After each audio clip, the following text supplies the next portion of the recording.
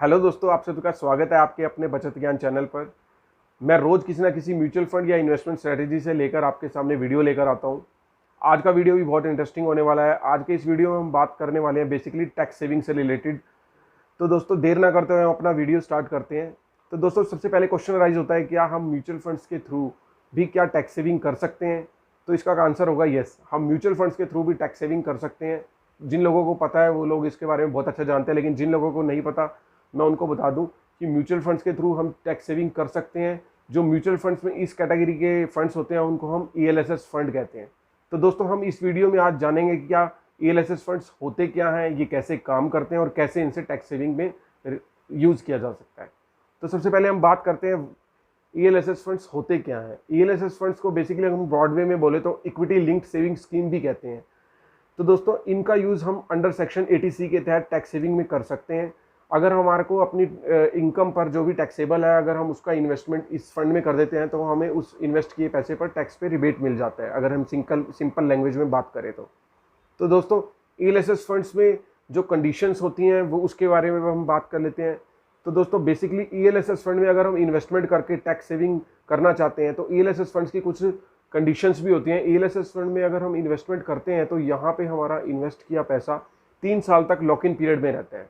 और ELSS fund में भी हम जो इन्वेस्टमेंट करनी होती है, हम एक साथ लमसम एक मुश्त अमाउंट भी इन्वेस्ट कर सकते हैं और एक हम SIP के थ्रू भी यहाँ पे इन्वेस्टमेंट कर सकते हैं। SIP बोले तो एक डिसाइडेड अमाउंट जो हम पर मंथ यहाँ पे किसी ना किसी हमारे डिसाइडेड फंड में इन्वेस्ट करते हैं, उसे हम SIP बोलते हैं। तो दोस्तों सपोज वन हम एक एग्जाम्पल ले लेते हैं। अगर हम आज सितंबर 2021 में लमसम इन्वेस्टमेंट इस फंड में करते हैं, लमसम मीन टू से इकट्ठा एक अमाउंट हम इस फंड में अगर हम इन्वेस्ट करते हैं, सपोज वन 1 लाख रुपए हम आज इसमें इन्वेस्ट करते हैं, तो वो 2024 सितंबर तक लॉक इन पीरियड में रहेगा। इट मीन्स इन बिटवीन हम उसे विड्रॉ नहीं कर सकते। और अगर हम SIP के थ्रू यहाँ पे इन्वेस्टमेंट करते हैं तो दोस्तों जो भी हम डिसाइडेड अमाउंट यहाँ पे मंथली इस फंड में इन्वेस्ट करते जाएंगे, तो जैसे जैसे जिस मंथ के अमाउंट को 3 साल होते जाएंगे वो लॉक इन पीरियड से बाहर होता जाएगा। सपोज वन सितंबर 2021 में जो किस्त हम इस फंड में डिपॉजिट करेंगे वो सितंबर 2024 में 3 साल लॉक इन पीरियड से बाहर हो जाएगी, और ऐसे मंथ ऑन मंथ बेसिस पे वो 3 इयर्स उसके कंप्लीट होते जाएंगे। तो दोस्तों अब बात कर लेते हैं ELSS फंड्स से हम टैक्स सेविंग कैसे कर सकते हैं।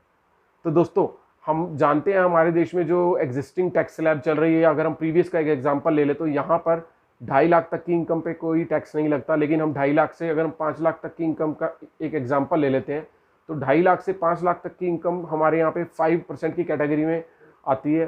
तो दोस्तों सपोज वन अगर किसी पर्सन की 5 लाख रुपीज़ इनकम है तो उस पर उसकी 2.5 लाख की जो इनकम है वो तो वैसे ही टैक्स फ्री हो गई। रेस्ट उसके जो बचे 2.5 लाख रुपए हैं वो एक टैक्सेबल अमाउंट है। अगर वो उसमें से जो अमाउंट ELSS फंड्स में डिपॉजिट करा देगा तो डेट मच अमाउंट टैक्सेबल नहीं होगा। मीन टू से वो वाला अमाउंट टैक्सेबल नहीं होगा।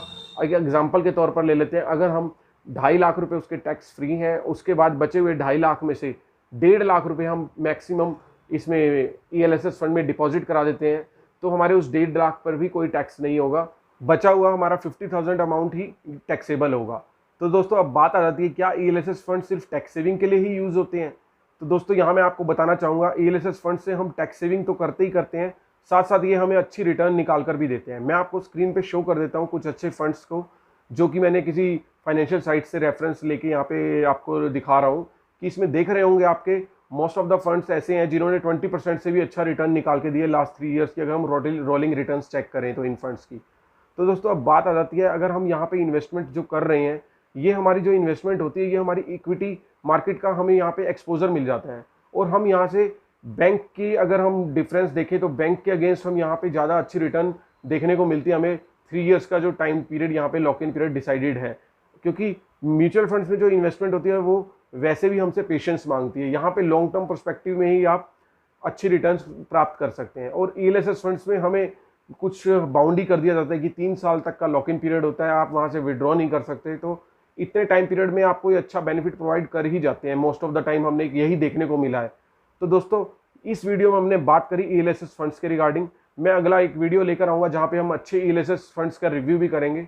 तो दोस्तों अगर आपको ये वीडियो अच्छा लगा हो तो प्लीज़ चैनल को सब्सक्राइब कर लीजिएगा और प्लीज़ वीडियो को लाइक एंड शेयर करना मत भूलिएगा।